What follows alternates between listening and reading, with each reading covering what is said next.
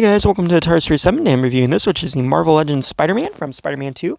And as you can see, it looks really cool. We have that picture of Spider-Man there. We got the logo. And back when Spider-Man 2 was first announced, they took forever to reveal any information from this game. I remember when this was announced, and it was like the first bit of information. And I think it was the first time we saw the Spider-Man 2 logo. It was insane. As you can see, this is $34 at GameStop and most places, which is kind of insane considering that they only wanted $10 more just because it's Spider-Man. But the GameStop does have a pro price, which means if you're a pro member, you get for like $1 less, and obviously you can like trade and stuff and buy it there. So I highly recommend buying this at GameStop as opposed to like some of the other retailers that's carrying it, because again, that's kind of ridiculous just for Spider-Man. But you do have the web line, and as you can see, it's really cool. And I believe this is the exact same one that came with the original Spider-Man PS4 release. And then here we have this, which you can put around an enemy and capture them. I always love that accessory. And you get these little webs. And I gotta say, one thing about these new webs I really like is they have this nice clear look to them, so they kind of look more organic to the game. I think that's kind of cool. You also get this one, which goes on like a character's face, which I think is kind of neat. And again, that's something he does in the game, so I like that they included that. And you also get like a pair of fisted hands, and then you get the webbing hand there. So yeah, you get the alternate hands, and then there's like the little face shield, and then there's like the character webbed up. So again, it's cool that you get these kind of accessories that mimic what he does in the game. And regardless, these are just fun accessories to have for Spider-Man.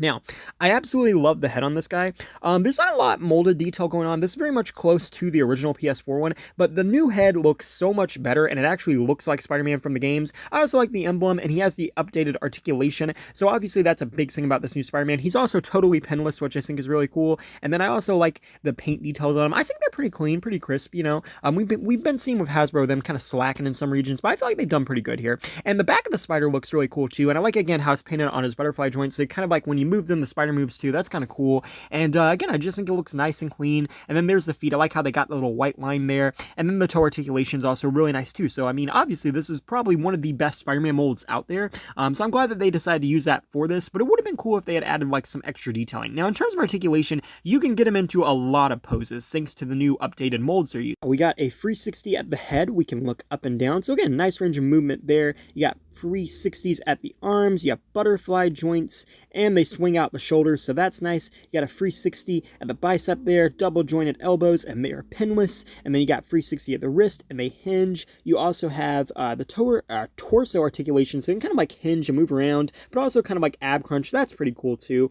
And then the legs forwards, backwards, and outwards. You got a 360 to the thigh, double jointed pinless knees, which again are very nice. You also have that joint too, which kind of allows to move like the thigh legs down a little bit, so that's kind of cool. I like that they included that. Then you also have a 360 at the boot as well, so that's pretty cool. And then you also have like the standard kind of like feet articulation on top of that, as well as toe articulation, which again is really nice. I think this is actually my first Hasbro Spider-Man that has toe articulation, so that's really cool.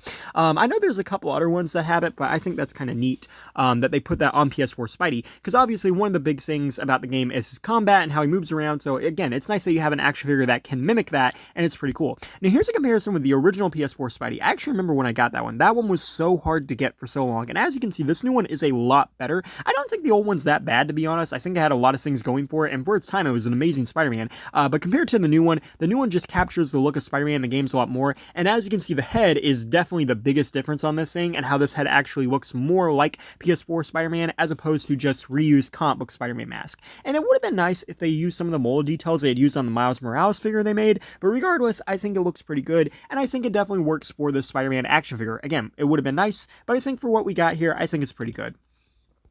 I do think that the increased price on this just being the Spider-Man character is kind of ridiculous, because you're not really getting a lot here.